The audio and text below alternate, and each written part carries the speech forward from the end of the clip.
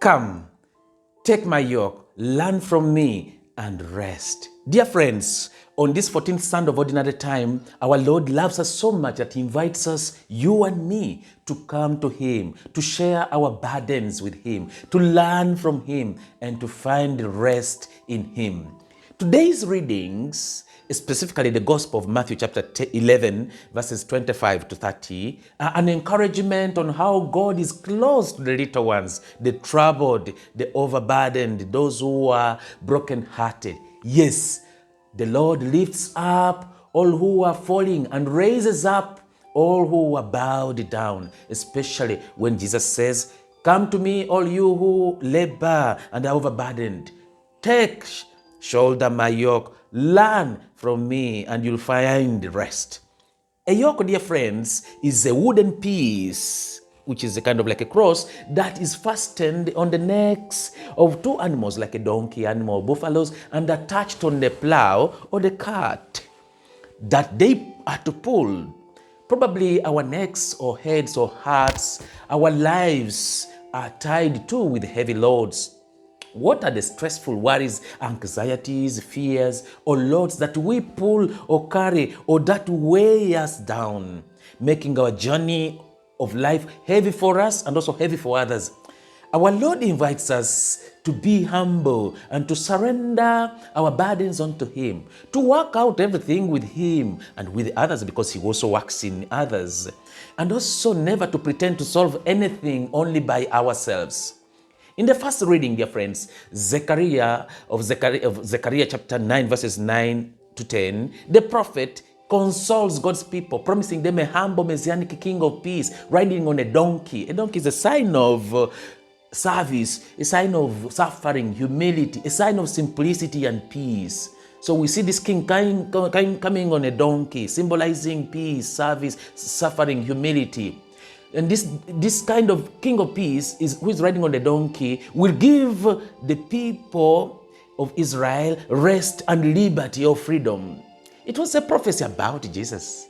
The prophet invites Israel and all of us to rejoice and shout with gladness, because our victorious Lord will expel our enemies. And as a consequence, He will restore peace and prosperity to the nations. When are we at peace? When we are at peace, dear friends, or when things go right, do we shout with joy and gladness to the world as we give glory to God? Or we keep everything to ourselves and as if nothing good is happening in us? How much do we need this peace, dear friends, amidst the various burdens that threaten our lives? Lord, help us to be humble instruments of your peace and harmony wherever we are, even when surrounded by challenges and threats in life. The responsorial Psalm 145 invites us to praise and thank God always, who is kind, loving, and compassionate, and who raises up those who are bowed down under the heavy burdens or yokes. The psalmist says, "The Lord is gracious and merciful. The Lord is slow to anger and of great kindness. The Lord is good to all and compassionate towards His works. Let all works give you thanks, O Lord, and let your faithful ones bless you." Dear friends, the word bless you means benedictio in Latin, to say well. So let the faithful ones say well of the great wonders that the Lord has done. The Lord lifts up all who are falling and raises up all who are bowed down. In the second reading from Romans chapter 8, verses 9 and then 11 to 13, Paul challenges the Christian community in Rome to reject the heavy, perishable, momentary works of the flesh, of the body, of the material, and to embrace the light works or gifts of the Spirit that give life forever. Dear friends, living in the Spirit means living a transparent, clear, good and virtuous life, following the voice of our clear conscience before God and before others, following that voice in us that invites us to do good. So Following the Spirit or living in the Spirit is a life of obedience to the Word of God. We follow the Spirit because we listen to the Word of God. And it is the very life of Christ Himself. Following the Spirit is the very life of Christ Himself, animated or driven by the Spirit. When we are driven by the Holy Spirit, then we are following the Spirit. Whereas living for the flesh means living according to the person's instinct. We just follow the instinct without even reason or the heart. Following the desires or egocentric, self-centered or self-serving impulses. We just follow the wind here and there without thinking too much, without regard to the Word of God, without also regard to the good conduct or morality of such desires before others. In today's gospel, Jesus first prays, thanking God the Father, who has made Himself known to the little ones or to the lowly, and not to the wise and the learned. And Jesus begins by saying, I bless you, Father, Lord of heaven and earth, for hiding these things from the learned and the clever and revealing them to mere children. In this way, dear friends, Jesus teaches us that the first thing to do while praying or even while relating with others is to bless, is to benedire, to say well, or to speak well of God and to speak well of the wonders of others also. The first thing to do when praying is to appreciate the many wonders or good things that God and that others generously do for us. When we say well or speak well and thank God, then we encourage others as well. We encourage others to do well and to do good. And this good circulates and benefits everyone. It is after thanking that we can then request for favors or talk of our burdens, ask or request favors from God, but also maybe from others. The great things of God, dear friends, like the incarnation, especially when God becomes flesh, when it takes our human flesh, in the poor Mary, the humble family of Joseph and Mary, at Bethlehem in the poverty, these simple and great things have always been powerfully revealed to His people.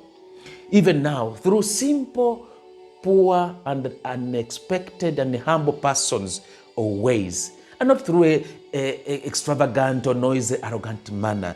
It means that God speaks to us through simple ways, as He did already right from the time He chose to incarnate, to take our flesh. Jesus knows that ordinary or simple people with sensitive hearts easily or readily accept the good news, while the proud or those who mistakenly think that they know everything often miss the taste or benefits and the beauty of God's message. Jesus says in Matthew chapter 5, verses 3 to 5, that such simple and humble people who are poor in spirit will inherit earth already, plus the kingdom of heaven. Dear friends, are we humble or are we full of ourselves that there is no space even for God and for others? Jesus then offers rest for those who labor and are burdened. If they accept His easy yoke and light burden.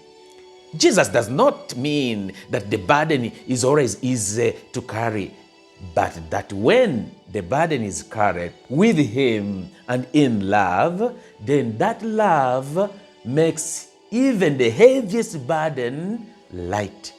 So Jesus offers us 3 invitations in today's gospel. The first is, come to me, all of you who labor and are overburdened, and I will give you rest. Shoulder my yoke. It is easy and my burden is light. Learn from me, for I am gentle and humble in heart, and you'll find rest for your souls. Looking at Christ, dear friends, gazing at Christ, we reflect on these invitations. The first one, come to me, all you who labor and are overburdened, and I will give you rest. Dear friends, these days, fear, stress, anxieties burden all of us in one way or another as we labor and carry heavy loads. There are fears of economic pressure or lack of basic needs or necessities of life, like lack of food, proper food plus water, lack of shelter, clothing, sanitation, education, and health care for us and for others. There are fears of relationship that are bound to break up because neither of the couple dialogues or gives enough time or priority for the other and for the children. They instead prioritize work and get overstressed, transferring the stress at home.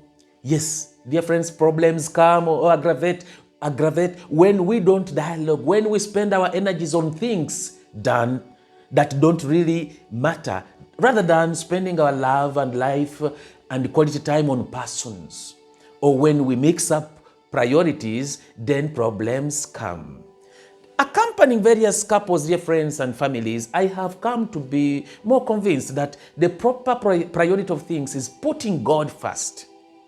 The priority is, after putting God first, then we put the couple, husband and wife, children, relatives, friends, and then the work.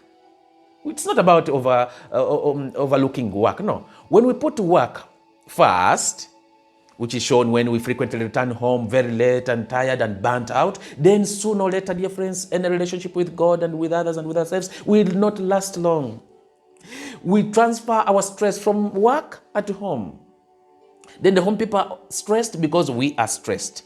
And when we return the stress back to work with our colleagues, then we see that things cannot function anymore. It becomes a vicious cycle, a negative series of events that build on and on. No one enjoys anything, neither at home or in the community, nor at work. We keep blaming each other, and yet we are the problems ourselves, and yet we are also the solutions. Surely we have to work, yes. Let us plan and work well without stressing ourselves so that we have enough time to come back home in full gear with energies to continue being with the people that are the priority. Work serves to make our lives with God and with each other more beautiful and not to enslave us. Still, some people have piled up on themselves the burdens of self-doubt, self-blame, shame and guilt, the past mistakes, low self-esteem. Dear friends, laboring under burdens and fears of this kind, we hear Jesus say to us the beautiful words, "Come to me, all of you who are weary and find life, those who find life burdensome, and I will give you rest." Yes, Jesus invites us to come to him as we are and to tell him everything in prayer so that we can find rest, we can find peace with him. Jesus reminds us that we are not alone. Thank you, Lord Jesus, for sharing our burdens and for being with us always. In our daily lives, we could ask, do we stop and narrate to God everything that is happening in us and around us through prayer? Faith tells us that we should see ourselves as more than our work or things and more than our troubles. Faith allows us to become more human and to remember that we are more than the things that often make us feel helpless, isolated, empty, and unappreciated.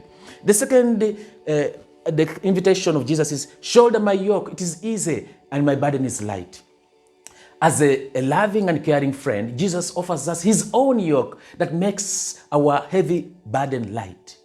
In this way, Jesus frees us from fear and pressure, inviting us to make life more human, respectful, life more whole, divine, and to make life easy with him, no matter what we encounter in life.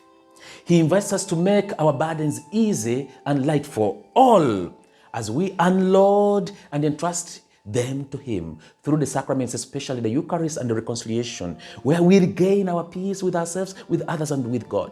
We are called, dear friends, not only to find peace or refreshment and rest for ourselves, but also to live the kind of life through which others too may find God's peace, rest, and refreshing grace. And the third invitation is, learn from me, for I am gentle and humble in heart, and you'll find rest for your souls. Dear friends, we are invited to learn from Jesus on how to live and be like him. Jesus offers us rest. He never puts on his followers something that he hasn't lived himself. He invites us to follow him on the same path that he walked, in joyful times, in sorrowful times, in luminous times, but especially in glorious and victorious times. That's why Jesus understands our difficulties and our struggles.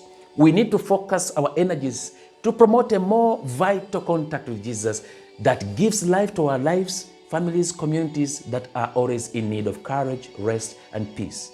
It is like Jesus is saying that if we wish to see what God is like, to see the mind, heart, nature of God as a Father who is gentle, tender, loving, kind, and compassionate, and merciful, and generous, if we wish to see God's whole attitude to his people, look at me, look at Jesus. Learn from Jesus, learn from what Jesus said and did and lived. Learn from the good news.